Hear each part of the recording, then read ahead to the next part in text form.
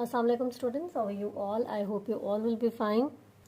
As you know, we are on unit number 5, structure of an atom, and today we will discuss mass number. ठीक है, last time हमने atomic number पढ़ा था. Atomic number कहाँ लिखा होता है, कैसे पता चलता है क्या एटॉमिक नंबर है, इसकी सारी चीज़ें हमने कल पढ़ी थी. आज हम देखेंगे मैस नंबर. मैस नंबर होता है वेट, एक एलिमेंट का कितना वेट है. ठीक है, The number of proton and neutron together is the mass number of an atom. Number of proton and neutron को जब हम प्लस करते हैं तो हमारे पास क्या चीज़ आती है, मैस नंबर. ठीक है, किसी भी एटम का.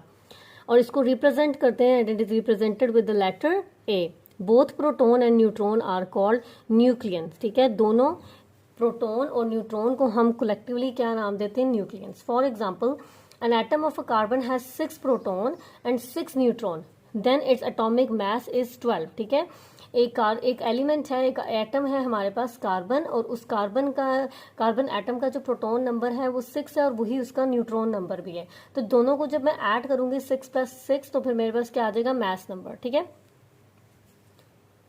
मैस नंबर को हम रिप्रेजेंट किससे करते हैं, ए से. ठीक है, इस मैस नंबर को हम एटॉमिक मैस भी बोलते हैं, एटॉमिक मैस. ठीक है, आप मैस नंबर भी बोल सकते हैं, आप एटॉमिक मैस भी बोल सकते हैं. ठीक है, और एटॉमिक मैस को अगेन हम किससे रिप्रेजेंट करते हैं, ए से.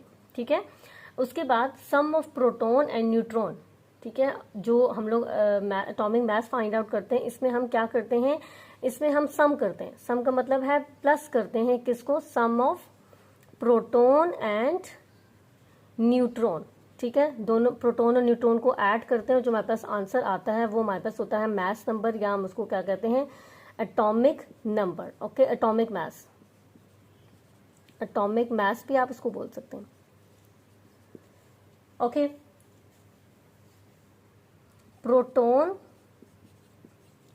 Plus neutron, proton plus neutrons को हम कलेक्टिवली क्या नाम देते हैं, मतलब हम इनको क्या कहते हैं, न्यूक्लियंस. ठीक है, और ये कहाँ पे प्रेजेंट होते हैं, प्रोटॉन और न्यूट्रॉन ये दोनों न्यूक्लियस के अंदर प्रेजेंट होते हैं. Okay,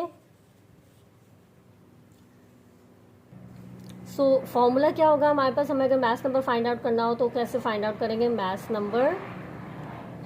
number is equal to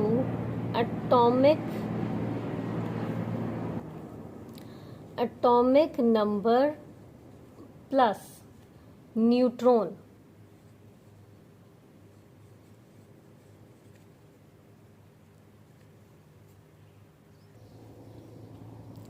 suppose हम एक ले लेते हैं, कोई भी एटम ले लेते हैं. ठीक है, ये एटॉमिक नंबर, या आप इसको प्रोटॉन भी बोल सकते हैं. Proton plus neutron is equal to mass number. ठीक है, सपोज करें मैं एक एटम ले लेती हूँ, हीलियम एटम ले लेते हैं हम, एक एटम लेते हैं हीलियम. ठीक है, और हीलियम का जो एटॉमिक नंबर है हीलियम का हमारे पास वो क्या है, 2. लेकिन मुझे इसका मैस नंबर फाइंड आउट करना है, मुझे मैस नंबर नहीं पता, तो क्या होगा, एटॉमिक नंबर, हीलियम में 2 प्रोटॉन्स हैं, हीलियम की 2 प्रोटॉन्स हैं, और 2 है इसमें क्या होंगे, न्यूट्रॉन.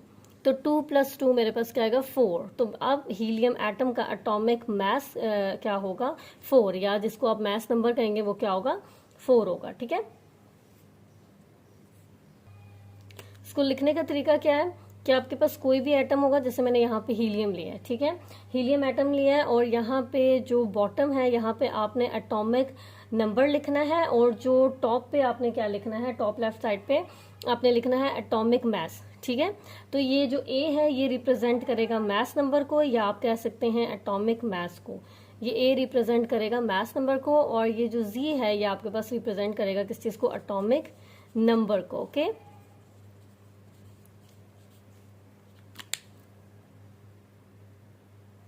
ये देखना है कि how to find neutron number, क्योंकि कुछ एलिमेंट्स होते हैं ना हमारे पास, कुछ एटम्स होते हैं, उनका जो प्रोटॉन नंबर होता है ना और न्यूट्रॉन नंबर वो दोनों डिफरेंट हो जाते हैं सम केसेस में. ठीक है, तो अगर हमें इस तरह पता लगे कि भाई हमने जो एटॉमिक मास निकाला है प्लस करके वो गलत निकाला है. ठीक है, तो इसके लिए हमें ये पता होना चाहिए कि भाई हमने जो न्यूट्रॉन नंबर वहां पे ऐड किया है या जो लिखा है वो कितना न्यूट्रॉन नंबर है, ठीक है।